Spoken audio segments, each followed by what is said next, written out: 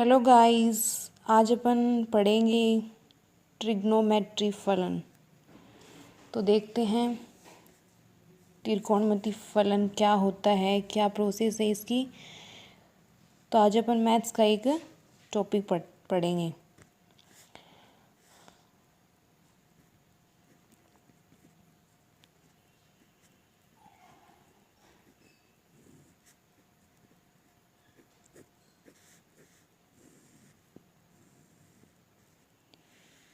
फलन तो ज्यामिति के बारे में आप सभी जानते होंगे।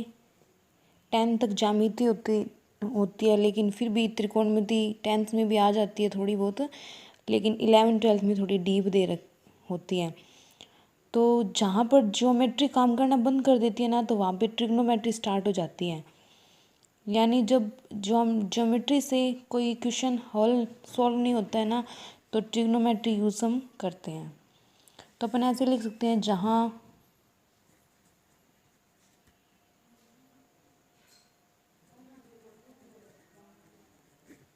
ज्योमेट्री फेल हो जाती है, वहाँ से ट्रिग्नोमेट्री स्टार्ट हो जाती है।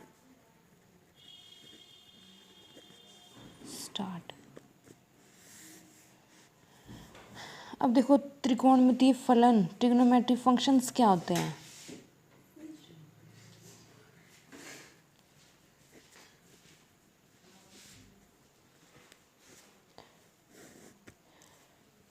ट्रिग्नोमेट्री फंक्शन की वैल्यू ना एक यूनिक निकलेगी, यानी इसका आउटपुट होता है ना, वो एक यूनिक निकल के आता है।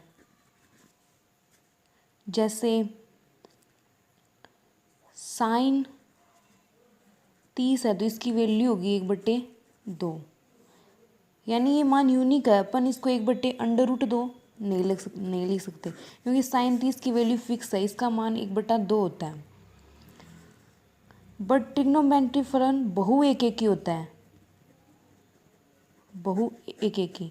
इसका मतलब देखो, साइन 0 की वैल्यू 0 होती है, साइन 180 की वैल्यू भी 0 होती है, और साइन 360 की वैल्यू भी 0 होती है। तो इसका मतलब बहु एक ही, यानी एक मान का तो मतलब साइन 0 का मान तो 0 ही है, लेकिन साइन 180 का मान 0 हो सकता है। यानी बहुत सारे मानों का मान सेम आ सकता है, लेकिन एक मान की मान सेम नहीं हो सकती। इसका मतलब बहु एक ही होता है। अभी हो गया, ट्रिग्नोमेट्री का मेन पॉइंट होता है कोण। इसमें से क्वेश्चन 200% आते हैं। भी कोई भी एग्ज़ाम कॉम्पिटिशन्स हो, मतलब कोई भी तो नहीं बोल सकते, जो टीचिंग से है जहाँ पे ट्रिग्नोमेट्री लगती है, उनमें से कोणों से क्वेश्चन डेफिनेटली पूछा जाता है। तो कोण की मतलब नॉर्मल डेफिनेशन तो मतलब जहाँ से एक बिंदु से 2 किरणें निकलती हैं, वहीं कोण का निर्माण होता है। ये तो एक बेसिक डेफिनेशन हो गई। लेकिन टेक्निकल डेफिनेशन की बात करें कोण की, तो मतलब एक प्रारंभिक बिंदु और एक अंतिम बिंदु, इनमें जो जितना झुकाव होगा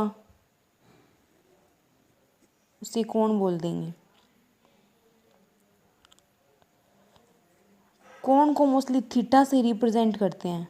ये एक वेरिएबल है, मतलब जहाँ पर अपन थीटा आ जाता है तो वैसे ही माइंड में एक थॉट सा बन जाता है कि यहाँ पे मतलब थीटा मतलब कोण की बात चल रही है। यानी एक मतलब ट्रेडिशनली हो गया है, मतलब थीटा मतलब कोण। वैसे कुछ भी ले सकते हैं, लेकिन परंपरागत रूप से हम थीटा ही लेते हैं। अब अपन बात करेंगे कोण भी पॉजिटिव और नेगेटिव की होती हैं। देखो, मतलब 5th या 6th क्लास में होते हैं तो अपन डी का यूज़ करते हैं कोण मापने के लिए।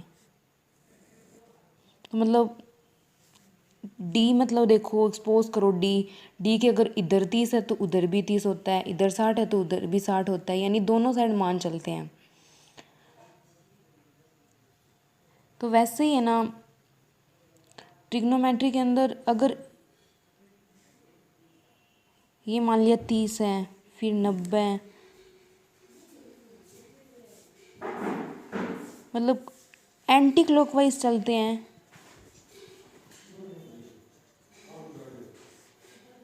तो थीटा का मान बढ़ता जाता है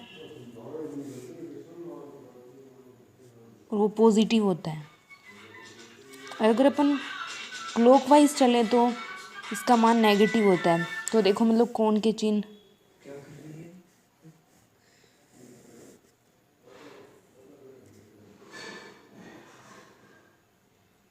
यहाँ से देखो थीटा, ये घड़ी की मतलब एंटी क्लॉकवाइज दिशा होगी। तो यहाँ पे थीटा का मान होगा पॉजिटिव।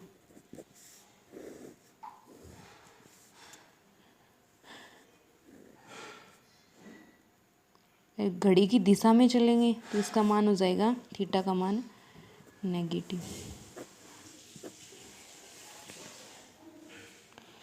ये अपन कोण की बात होगी। अब एक एग्जाम्पल मतलब सोचते हैं, जैसे 5 मिनट है, 5 किलोमीटर है, 5 सेकंड है।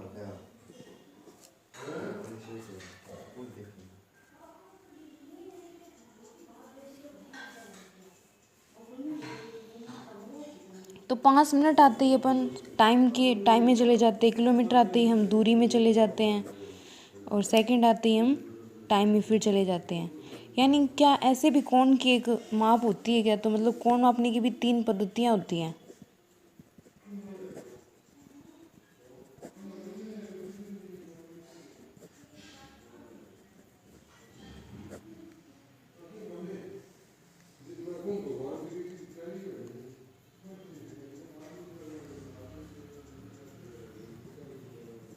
शास्त्रीय पद्धति, एक होती है क्षैतिज पद्धति, एक होती है वृत्तीय पद्धति।